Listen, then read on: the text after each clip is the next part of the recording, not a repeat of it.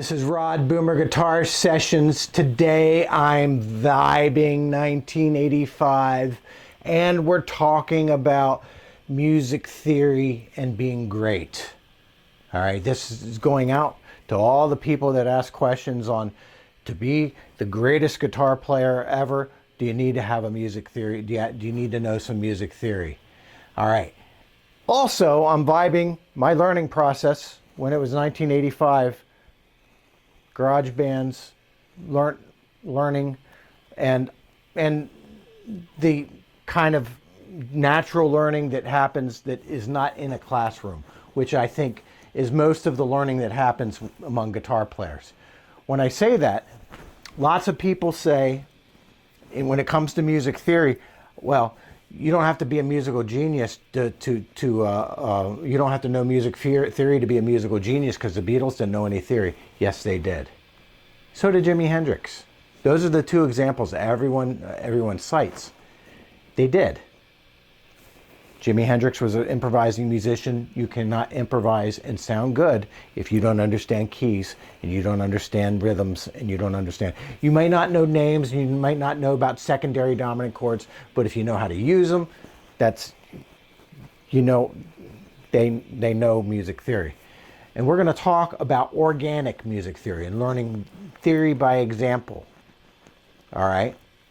So, exposing yourself to a wide variety of music, that would be the Beatles' approach. All right? They were Motown. They were early rock and roll. They were rockabilly. They were skiffle. They were country. They were various kinds of R&B. There were even some Tim Pan Alley stuff. They were all over the place when they were a club band in Hamburg. That was their college. They had more experience than any of the other British invasion bands, and all that harmony stuff was not guesswork. They stole from good sources, and they understand how to use harmony through that. They understand they developed their own pool of theoretical information. Whether they put names to it or not does not matter. They know music theory. I'm going to go back to my childhood. My childhood, I had three different kinds of garage bands. This is how I spent when everyone else was playing on the football team or running track or whatever they were doing. I was playing in bands. That's what I did. I had the good fortune of playing in a band with a much more experienced and better guitar player than I was when I was probably 15 years old. And he was very giving, and I thought, wow, he's great and all this kind of stuff. And we had a band at York, Pennsylvania. We rehearsed in the third floor warehouse of Spangler's Office Equipment on George Street in York, Pennsylvania. So if you York, Pennsylvania people are out there, you know where I'm talking about, where Spangler's is, across from the old left bank. Anyway, York trivia. So we got together and we put together a list of songs. We had this more seasoned guitar player was a guy by the name of Mike Shope. Mike Shope was in a band called Measle. Measle played shows. They had gigs. They did things. I saw Measle. Loved them. Thought they were great. They were real fun. I still remember the Vandenberg tune they did. Okay, I still remember lots of stuff that they did. Certain songs, that's the first time I heard it. Okay. With that said, Mike Shope, we had Eric Brenner, we had Jeff Sigmund, we had Mike Feather. Mike Shope was the senior. He was probably 3 or 4 years ahead of us, but he saw something in us that he invested in. And for a couple months there, we were hammering out songs and trying to learn it in real time and doing things. Okay? So with that said, some of the stuff that we were up to, Mike was a big fan of Iron Maiden at the time. So Iron Maiden did the Number of the Beast album was probably still new.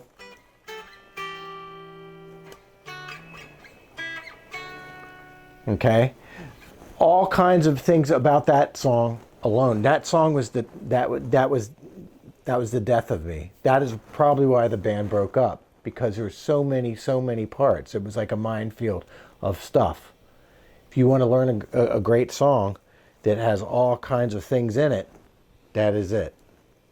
Guitar harmonies. All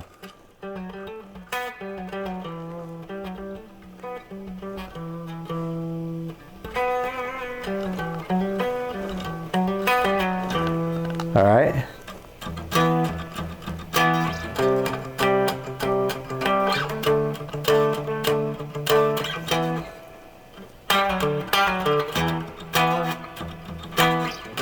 All right, so we're learning these tunes, and I'm starting to learn a lot of this stuff is mostly by ear. I'm doing this by ear.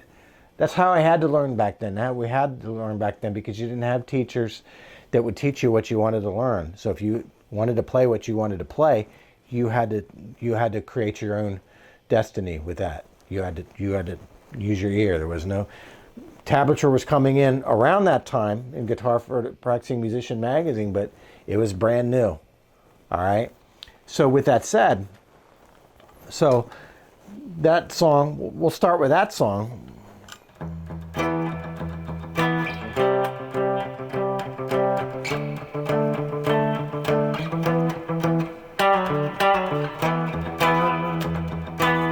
Okay, so that song,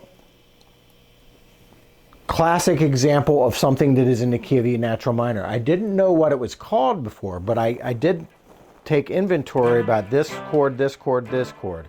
And that chord, that note was good. I did take inventory. I just didn't have a name for it. Okay, so now, with that said, all kinds of other things would be cropping up. So I remember...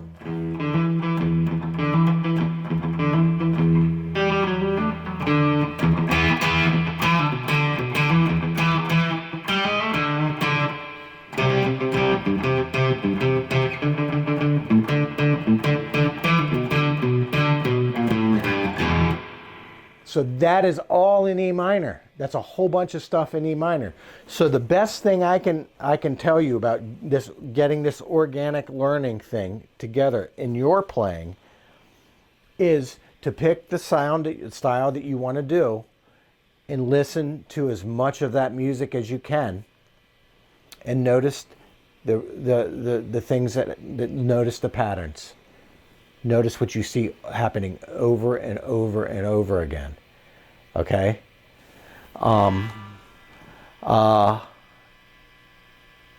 This is 1984, 1985, so things that were popular then, so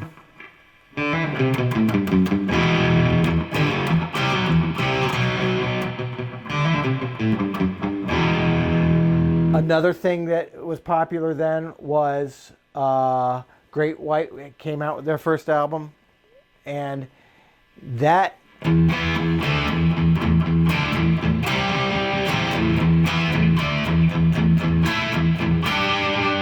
still with me after, that is 40 years at least that I've known that song, and that song has been in my system, and it's not like I play it anymore.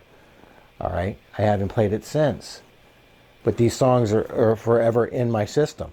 These songs are forever in my system. That thing there, that is E natural minor as well. Now, other songs that we can talk about that are kind of like this, and it's like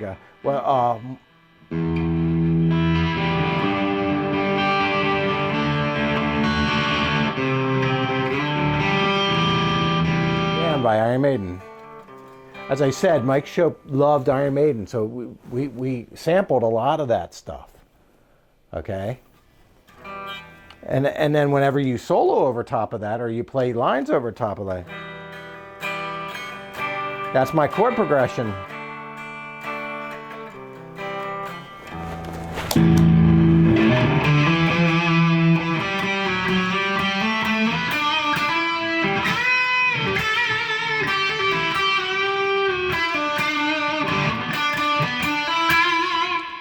So that is not guesswork. To say that people have no understanding of music theory is not accurate. They have their own organic music theory, that how the patterns work, and playing in keys is important. To learn how to play in key, to organize in keys. What are your favorite players doing with their rhythm guitar parts and with their lead guitar parts and with their harmonies and various other things. So with that said, like the Iron Maiden was great because also they had the harmonies. So you had the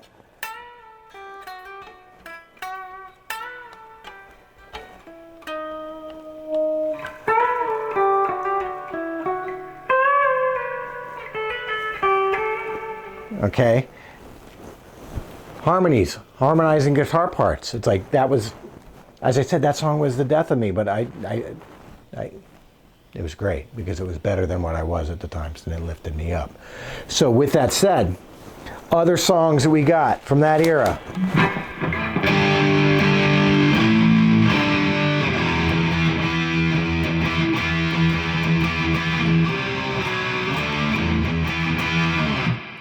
Twisted Sister.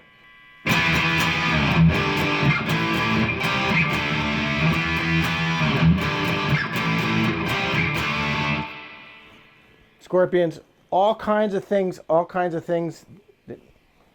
how do we explain that? How do we understand that? And once we are able to put it in some sort of language that we know, the rest of the world doesn't have to understand it, then we can conceptualize it. And then the minute we hear it, we can say, that's what that is. That's what that is. And then that's also the stuff that I'm going to repurpose in my own music. All right? A couple other things that we can talk about.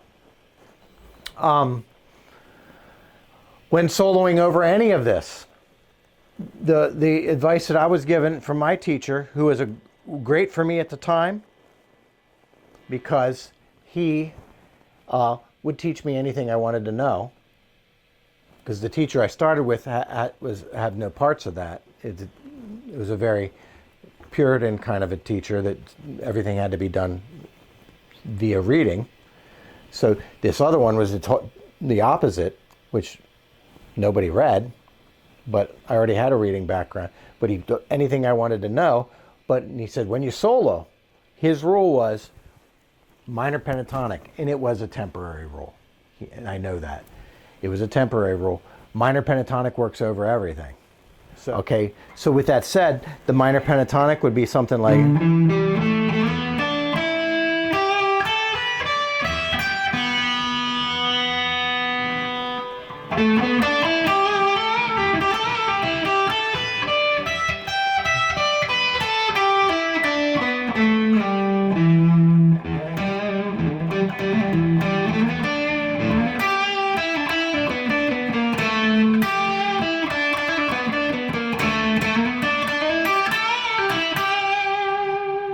All right, so that is your minor pentatonic. So what I noticed, and I'm going to show you something, in this band, in this garage band, I'm going to, okay, for anybody who knows me, I'm jamming to backing tracks. I'm going to start off playing with minor pentatonic in the style that teacher told me to.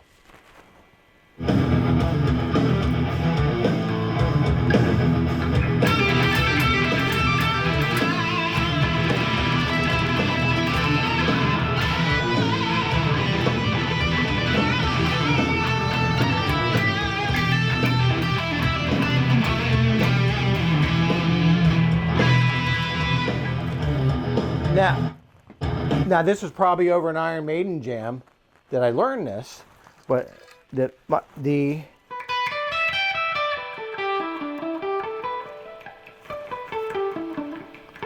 is my minor pentatonic note. I noticed that this note and this note works really good over top of that.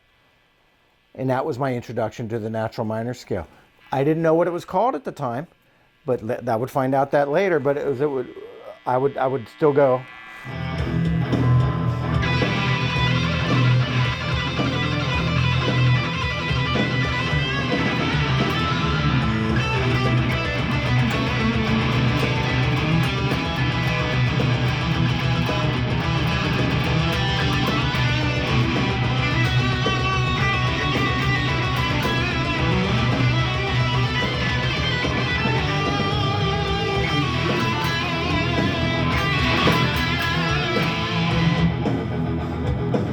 So anyway, that stuff is not guesswork. How music works. Okay, we're in a minor key. Learn your patterns then. Then you practice your patterns. Once I'm hip to the fact that that is natural minor scale, then it puts me in a position that, well, maybe I ought to learn my natural minor scale fingerings. All right? All right, couple other things. Let's see.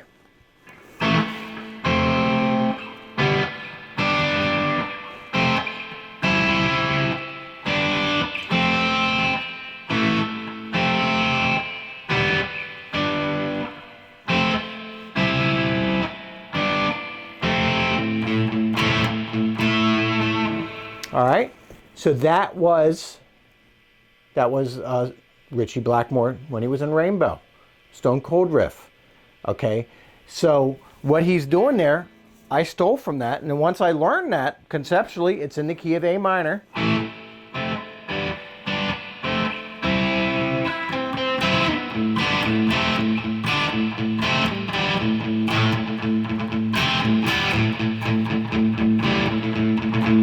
My creative self can turn that around in lots of different ways, in the style of like lots of my favorite.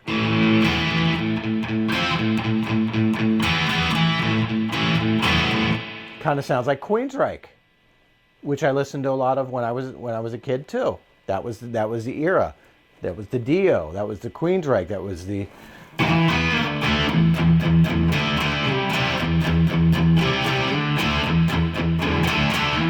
more natural minor. All right? More natural minor. That was Dokken, George Lynch and Don Dokken. Listen to the people that are your people and notice the patterns. Okay? Natural music theory, organic music theory. Notice the patterns. You can put your own names to them. Okay, if you see something happening again and again and again, you know that. And if you learn about that natural minor scale, then find it all over the place so you can use it in the style of your music. And this doesn't just apply to heavy metal, because if anyone who knows me, I'm all over the place stylistically. All right? So, that thing that I discovered through Ritchie Blackmore, then I used it as a songwriting thing, that became diatonic third substitution. That's what I called it. We were playing in thirds. Okay? We're going to take a Fleetwood Mac riff.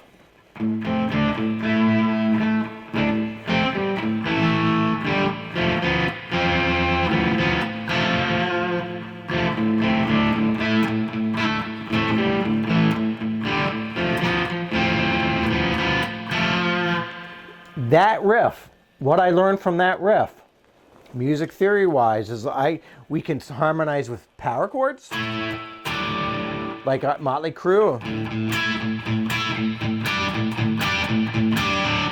We can harmonize with inverted power chords, like Randy Rhoads.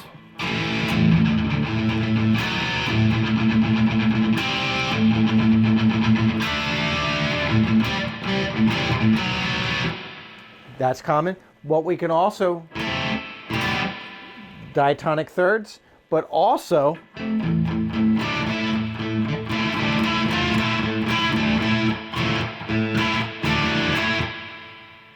I can,